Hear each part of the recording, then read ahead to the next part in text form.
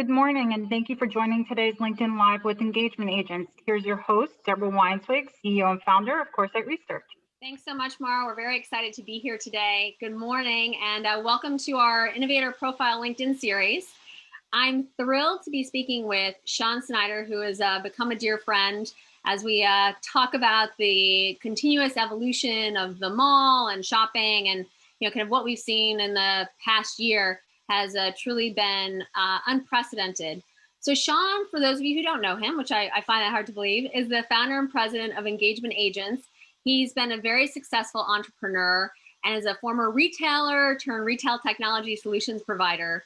So Engagement Agents really helps a number of the world's most recognizable retailers, such as Levi's, Adidas, and Lacoste, optimize the marketing, which every retailer pays significantly for, and you may not know this, with their leases to drive more traffic and sales, both in-store and online, save time, money, and resources, while ensuring the proper compliance of their marketing campaigns.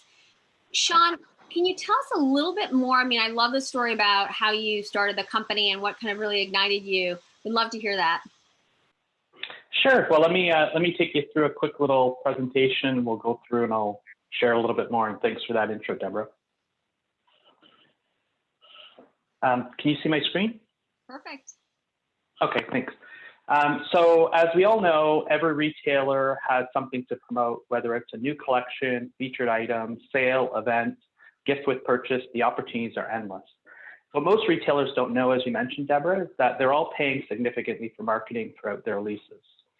And at the same time, their shopping centers want to promote what's happening at the retailers to drive traffic and sales back to their stores or e-commerce channels, whether it's through their website, mobile site, app, social media channels, email campaigns, or in-mall digital and physical signage. However, there's only 10% of retailers that take advantage of these already paid for marketing opportunities. And we'll talk about that more in a minute. So where Engagement Agent comes in is we help the retailers optimize the marketing that they're already paying for within their leases to increase traffic and sales. We also save the retailers measurable amounts of time, money, and resources. And lastly, we're ensuring the retailers' campaigns and brand are consistent, current, and correct across their shopping centers' marketing channels. And how we do that is the magic of our software platform. In the simplest form, a retailer would take their existing marketing campaigns that they've already created, input that information into Engagement Agents once. And if you will, Engagement Agents acts as an air traffic controller to ensure not only that that content gets delivered to the shopping centers in the format, sizes, requirements that they need, but that the content actually gets executed by the shopping center to ensure that they're promoting the retailer's marketing campaigns throughout their marketing channels to drive traffic and sales back to the retailer and back to the shopping center, ultimately ensuring the retailers enjoy a return on engagement. And in today's world, we all know retailers are looking to drive traffic and sales and save time, money, and resources. And there's really four options for retailers today. Either they do nothing, or they have individual store managers handle it, or they might have a team or person at head office handling this. Either way, it's time-consuming, complex, and cumbersome. And we've been able to show retailers with Engagement Agents, we can help them not only drive more effectiveness, but increase their ROI. And as a testament to that, we're working with a number of the world's largest retailers. These are just some of our featured customers. Thanks for your time. So Sean, I have a question. Why is it, and I've heard you on several presentations, so number one, whom are you usually speaking to at the retailer? And number two, why don't they know about this? Great question. So what we generally find is that these dollars are ultimately being paid for within the lease agreement. So again, whether it's explicit or implicit, whether it's in their gross rent, their common area maintenance fees, marketing promo funds, merchant association fees, or percentage rent. And generally speaking, what we're finding is that the real estate teams, for various reasons, don't necessarily share that information with the shopping or the retailer's marketing teams, or perhaps it's relying on the store managers or the store operations teams to execute this. And when you talk to a store operations executive, they don't want 100 store managers doing the same thing 100 times every week because they know it's a whole other can of worms that's going to happen. So really the ultimate objective is to build a level of, there's no industry standard, and that's what we're bringing to the table to make it easy for both the retailers and the shopping centers. How did you kind of discover that this was, honestly, this like little secret, right, that, companies weren't aware of? And And it can just be, right, people are in different silos, but what drove you to this insight?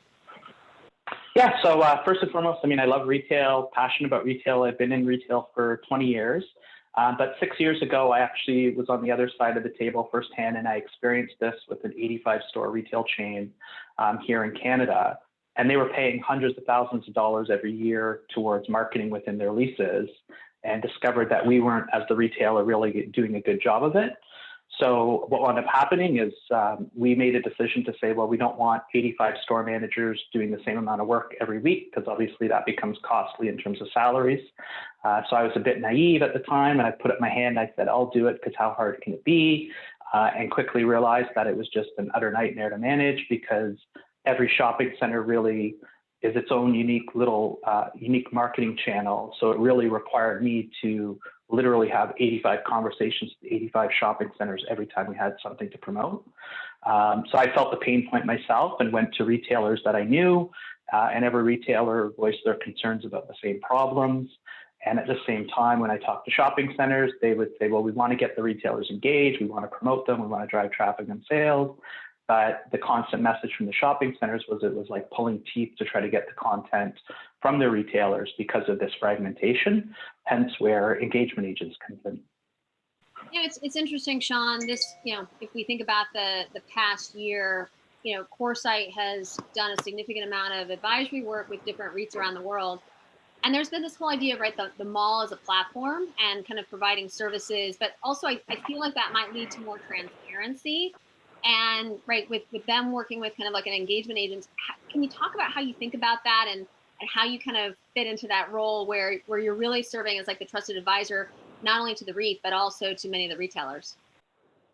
Sure. So the way we've gone about it is we recognize that there's these opportunities, and as you mentioned, especially with COVID happening, that there's more focus on the collaboration between the shopping centers or outlets or lifestyle centers and the retailers. The problem has fundamentally been this fragmented market. So for example, if I'm a retailer that has 100 stores, each one of those shopping centers that I'm in, they all really, for the most part, have different ways of managing the content, how they want the content, requirements, image sizes, formats, etc. And when you're a retailer that has 100 locations, I mean, it really becomes a scalability issue because you literally, for the most part, have to do the same amount of work 100 times.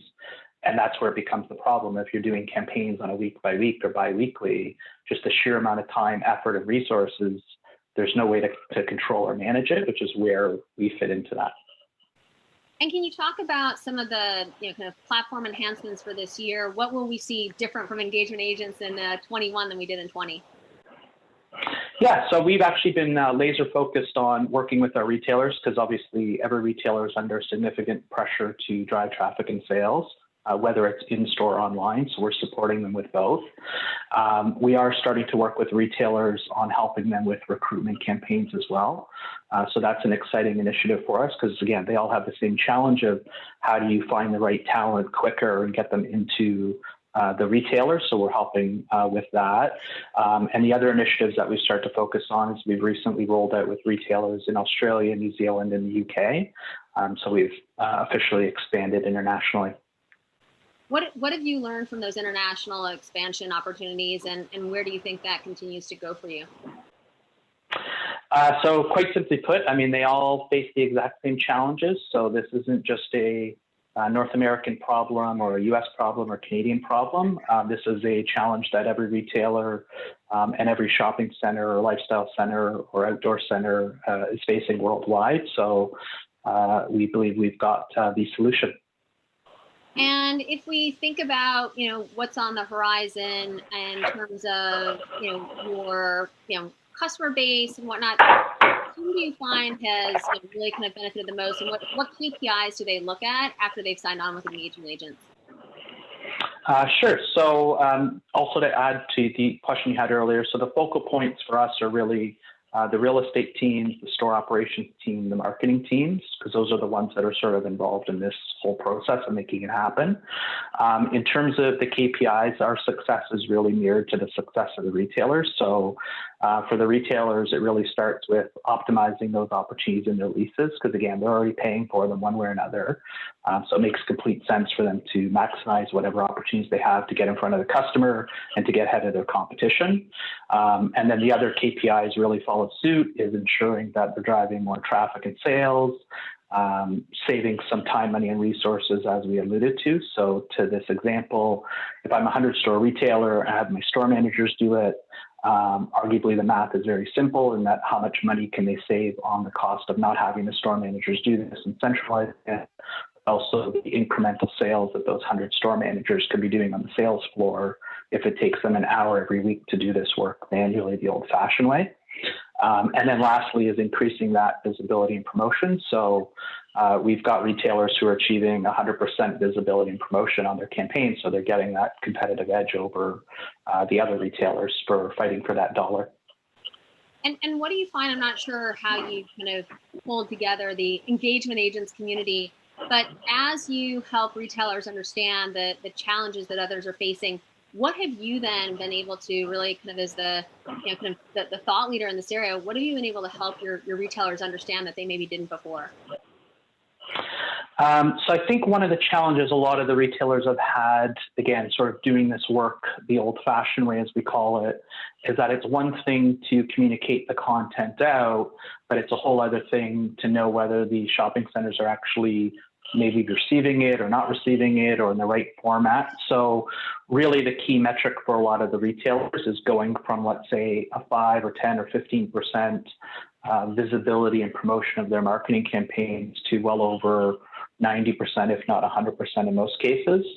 And all that time and effort that comes along with making it easier and more efficient for them versus, again, doing it the old-fashioned way, which, again, is very time-consuming, complex, and costly for retailers. And getting maybe a bit more tactical, if someone were to sign on with engagement agents, can you just walk us through what happens? Sure. So we've got a very simple, easy onboarding process, and I think that goes to the kudos of our team putting it together, but also our customers. And being on the other side of it is going through it myself, so knowing or feeling confident in what the retailers would need to make this easy for them. So in a nutshell, we would have the retailer store list. We would then, in the simplest forms, input that into our platform. We help the retailers identify all the different image sizes and formats that they require as a whole.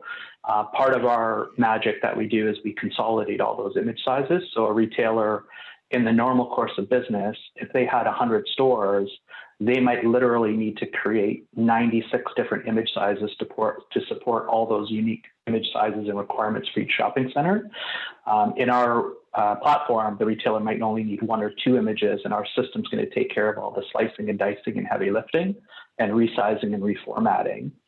Without losing any resolution or distorting the images, to make sure, again, the key is delivering to the shopping center exactly what they need on a silver platter so that they can execute that retailer's marketing campaign today to maximize those opportunities to drive traffic and sales, both to the retailer and the shopping center.